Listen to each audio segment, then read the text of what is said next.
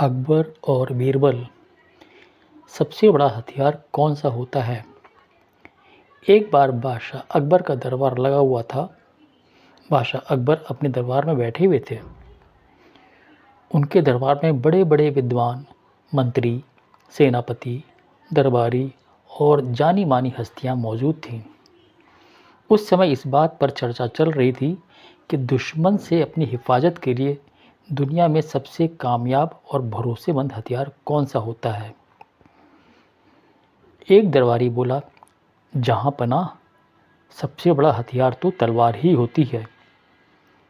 जब हाथ में तलवार होती है तो आसपास आने की किसी की हिम्मत नहीं होती है।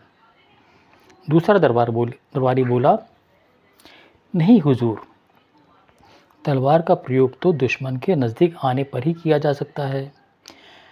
उससे बेहतर तो तीर होते हैं, जिनका प्रयोग कर दूर से आते दुश्मन को भी मारा जा सकता है। पहला दरबारी निरुत्तर हो गया। एक और दरबारी बोला, सबसे बड़ा हथियार तो तोप होती है। तोप से दूर खड़ी सेना के समूह को नष्ट किया जा सकता है। सभी लोग अपनी अपनी बातों को कह रहे थे। बादशाह अकबर सबकी बातें ध्यान से सुन रहे थे।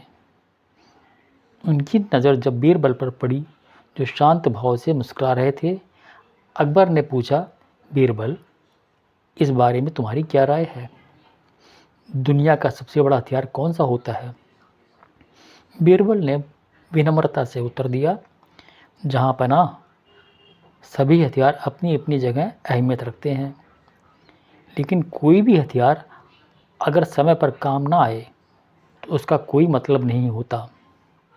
इसलिए सबसे बड़ा हथियार वही होता है जो वक्त पर काम आए।